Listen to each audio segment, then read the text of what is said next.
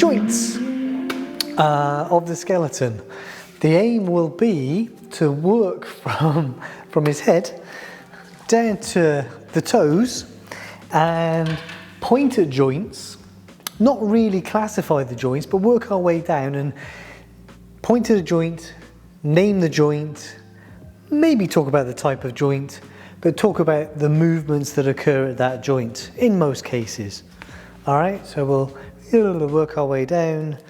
Whew, there's quite a lot of joints.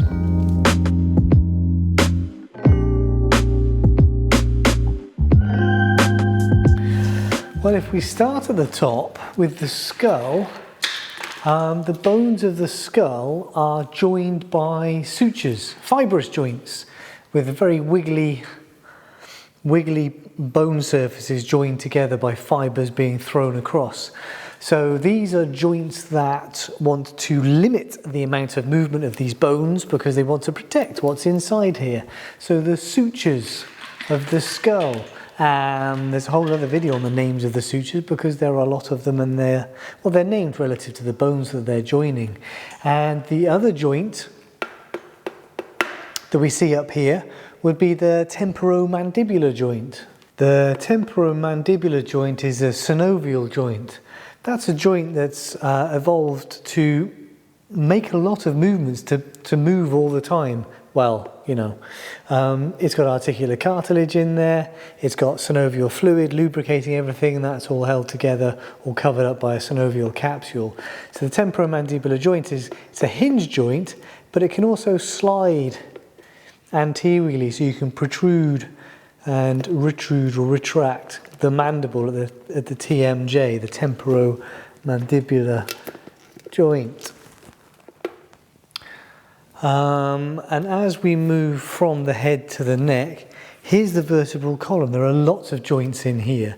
Most of these joints that move, you know, a great deal or are moved often are synovial joints. And the first vertebral bone is the atlas, which the skull is being supported upon, and the atlanto-occipital joint refers to the joint between the atlas and the occipital bone here, and well, this one doesn't move, but it's a nodding joint. So the atlanto-occipital. Okay, I'm moving these as well, but the atlanto-occipital joint is a joint that allows you to do that. And then if the first vertebra is the atlas, the second vertebra is the axis, because it has this peg that the atlas can spin around. And the atlanto-axial joint between vertebra 1 and 2, C1 and C2, is the shaking your head joint, so rotation. Yes, I am moving other vertebrae as well. And in fact, these other vertebrae, so in between the vertebrae, we have these intervertebral discs. But the vertebrae themselves articulate with one another at these facet joints, or zygapophyseal joints, which is a lovely word, but facet is easier to spell. And these are kind of like sliding joints, and there's a little bit of movement between each vertebra, but there are a lot of vertebrae, so you add all those little movements up and we can flex and extend and rotate the vertebral column using the facet joints and the joint between the body of the vertebra and the intervertebral discs. The vertebrae also articulate with the ribs. Well, some of them do. The thoracic vertebrae. So the vertebra also has a transverse process, and the rib will, those are two vertebrae, that's one rib. The rib will articulate with two vertebral bodies and also with this transverse process here. And the ribs will have a little bit of movement here, which, because of the curved nature and the shape of the rib, means that as they rotate a little bit back there, the whole rib cage can, you can do this on yourself. If you lift the ribs up, the rib cage pulls upwards and outwards and anteriorly to make the thoracic cage larger, to draw air in. So the ribs are also articulating at multiple joints with the vertebrae, and costal refers to the ribs. So something costal is something ribby, costal surface, costal cartilage. And where the rib articulates with the vertebra, that's the costovertebral joint. And where the rib articulates with the transverse process of the vertebra, that's the costotransverse joint.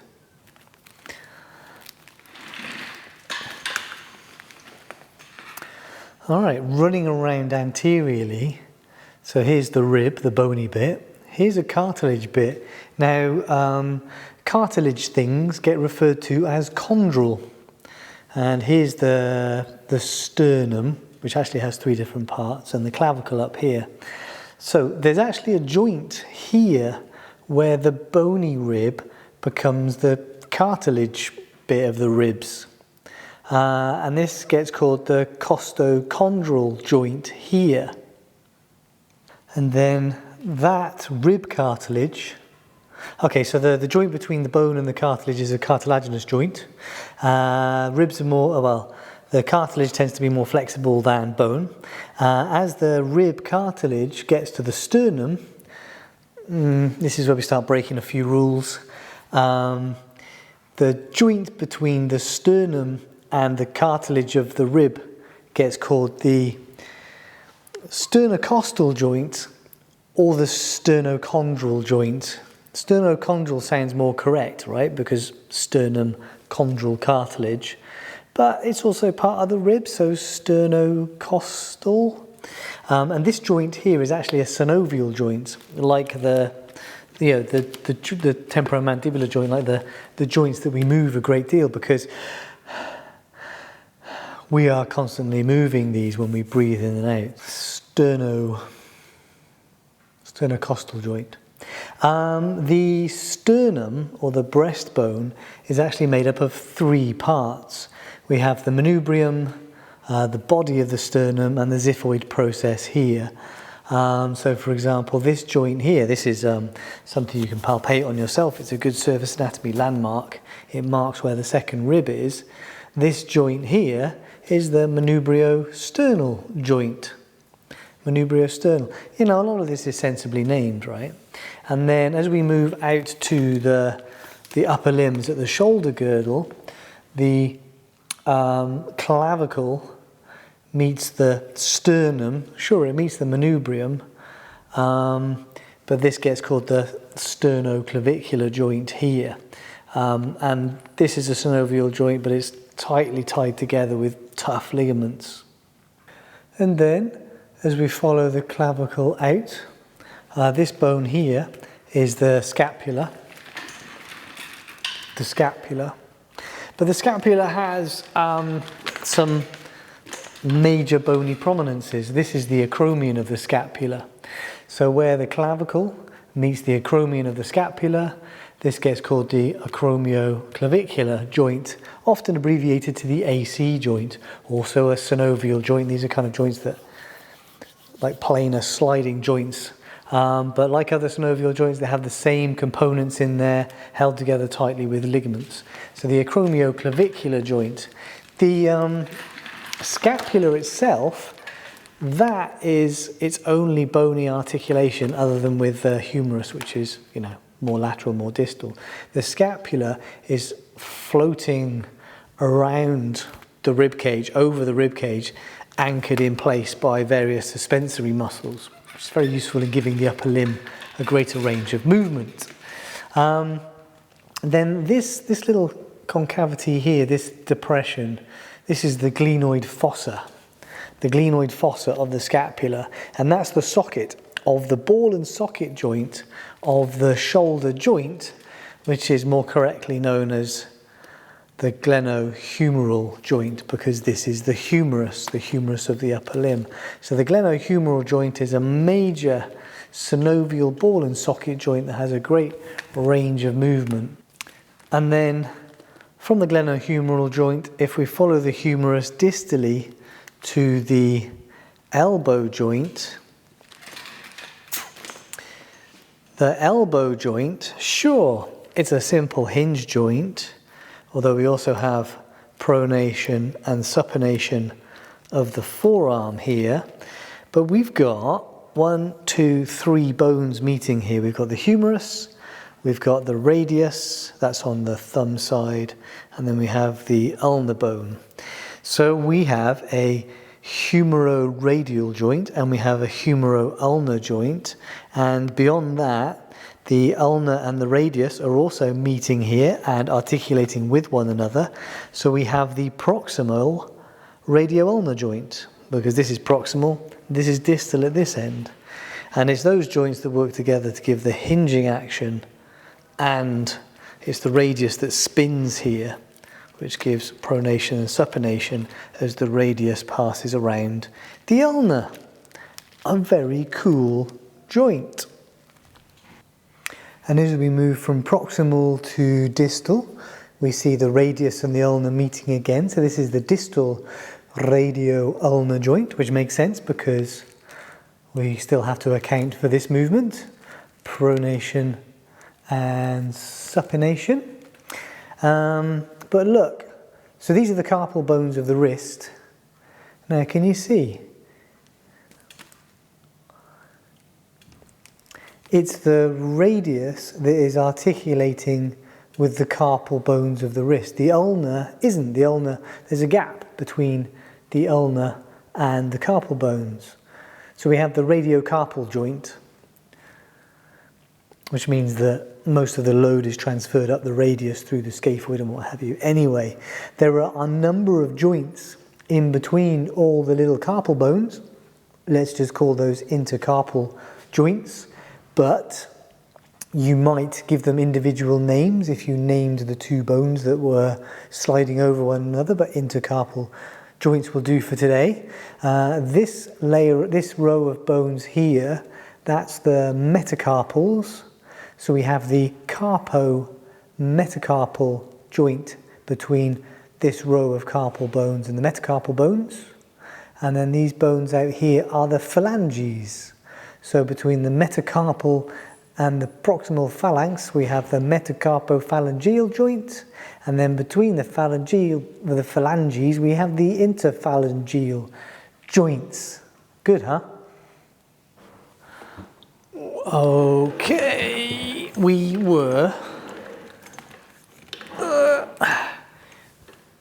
looking at the vertebrae and the various vertebral joints. These are the lumbar vertebrae here. This is the sacrum. This is the coccyx down here. And then this is the pelvis. Now, the pelvis is made up of 3 bones. That's another interesting story about joints, because the pelvis was originally made up of 3 bones, the ilium, the ischium, and the pubis. And there were joints in between them, and they have fused to a single bone on either side now. So in fact, we had more joints when we were younger, and now we have fewer joints because some of our bones have fused. Anyway, if this is the sacrum and this is the ilium, this flat, this winged bit up here, the joint between the two is the sacroiliac joint. It's a very interesting joint. It's supporting a lot of body weight. It's very irregular. I think they're actually quite unique between people. So a bit like the sutures, you've got an irregular surface mating with each other to limit the amount of movement here. But it is a synovial joint. It is heavily tied together with ligaments, with connective tissues to help support that body weight. But that is the sacroiliac joint. Now, while we're looking at the pelvis, let's run around anteriorly. And the joint on the other side here is the pubic symphysis. This is a bit like the intervertebral discs and those joints up here. It's a secondary cartilaginous joint. That is, that there is a fibrocartilage pad in between the two bony surfaces, and then that's all held together by ligaments. So it allows a little bit of movement, but not a great deal. So these bones can move independently of each other a little bit. Pubic symphysis, sacroiliac joint.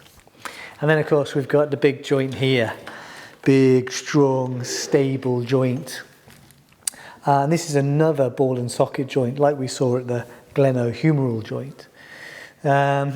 So the socket in the pelvis here, which is made up of those three bones, gets called the acetabulum.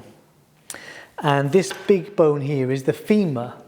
So this joint is the acetabulofemoral joint, also known as the hip joint. So you have to be a little bit careful with words like hip and shoulder, because this is the hip region, this is the hip joint, up there is the shoulder region and the shoulder joint. So using the word hip, using the word shoulder on its own is not anatomically accurate enough. So the acetabulofemoral joint, big, strong, heavily reinforced ball and socket joint, doesn't have the same range of motion that the glenohumeral joint has, and the glenohumeral joint is not as strong as a result. As we run distally to the knee joint, at the knee we have the femur articulating actually with the tibia. So this is the shin bone here, the tibia, this big strong bone which takes most of the load of the lower limb. The little bone here is the fibula, like a pin alongside the tibia. And you can see, hopefully, that it's the femur articulating with the tibia at the knee joint, giving us that hinging movement. So this gets called the tibiofemoral joint. I know, if we had a rule that we would name the joints from medial to lateral or from proximal to distal, it would be so much easier to work out. But no, they've got called what they've got called. But this is the tibiofemoral joint, the knee joint. So, tibia, fibula. In the forearm, we saw that the ulna and the radius had joints. And yeah, here we have the proximal tibiofibular joint. And here we have the distal tibiofibular joint. But we don't have that pronation and supination that we saw in the forearm. So these joints are held pretty tightly. And in fact, the tibia and the fibula, can you see, we've got these bony processes here sticking out, which you can palpate easily on your own ankle. The tibia and the fibula are both contributing to make the socket of the talocrural joint. So both of these bones are involved in the joint at the ankle. So talocrural joint. Well, crus means leg. Leg, anatomically, is the bit between the knee and the ankle. So that's the crural bit. The talus is this bone here. So the talus is the knuckle that's going into that socket. So the talocrural joint, another synovial joint, important joint of the ankle. It's largely a hinge joint. We have inversion is that movement, eversion is that movement. Some of that can occur at the talocrural joint, but these are the tarsal bones down here.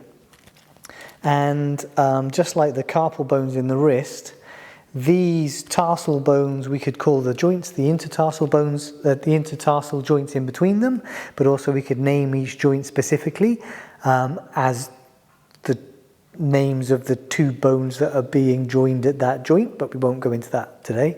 There is a whole other video on the ankle. I probably still don't even name all the joints there, because why would you? You could just... Anyway, so we have these intertarsal joints, and essentially the movements of inversion and eversion are all of these bones sliding over one another, plus the movement at the talocrural joint. And then, just like the hand, if these are the tarsal bones, these are the metatarsal bones here in this row, and these are the phalanges. So we have the, that's the wrong way around. So between the tarsal bones and the metatarsal bones, we have the tarso-metatarsal joints. And then between the metatarsal bones and the proximal phalanges, we have the metatarsophalangeal joints. And then between the phalanges, just like in the hand, we have the interphalangeal joints again. These are all synovial joints, obviously, because these are all nice skeletal joints that move beautifully across one another. And the those interphalangeal joints are largely hinge joints, flex quite nicely. The metacarpo and metatarsophalangeal joints, they also do that, but then they could also do that. Anyway, that's more detail, right? But that is an introduction to the names. Is that all of them? Wow. Maybe. I'm bound to have missed something. But that's an introduction to the names of all of the joints that you will find on the skeleton. And then you can go on from there and look at them in more detail as you're looking at different regions of the body. Okay, I hope that was useful. Oh, we're losing I've lost a nut. I'm gonna go find a nut so this knee doesn't come apart. Right, see you next week.